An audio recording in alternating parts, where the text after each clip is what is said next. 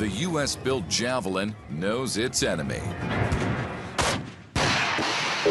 Tanks and other armored vehicles that have long-range weapons and that are very, very difficult to kill or disable. And it will kill any known armor in the world today.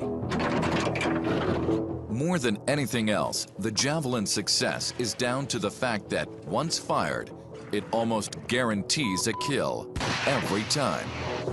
A 95% hit rate at 2,500 meters and beyond is something very new and very different for our infantrymen. Here's how it achieves such an incredible strike ratio. First is our image and infrared sensor. Next, that is controlled by the tracker, and then the software then provides the commands to the CAS to steer us to the target. He sees the target, he looks at his little screen, and he builds a box around that target on his screen, and he narrows it down, and narrows it down, and then he passes it to the missile and pulls the trigger and launches it. The U.S. Javelin has two different ways of taking out its targets.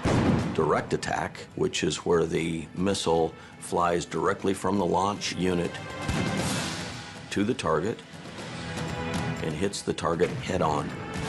This is mainly for exposed line-of-sight targets, bunkers, buildings, vehicles, just about anything. If you can see it, you can hit it. But what if a target is hidden in a valley or by a ridge? That's when the Javelin really comes into its own with its main firing mode, called top attack. The missile leaves the launch unit, gains altitude, and comes in on its target from a nearly vertical angle of attack.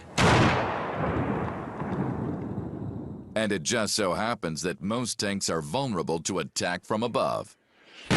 Even if they're equipped with explosive reactive armor designed to defeat rockets and shape charges, the Javelin warhead has enough destructive power to break through. Carrying a payload of just over 33 pounds, the entire Javelin weighs just half that again, and it's shorter than some sniper rifles.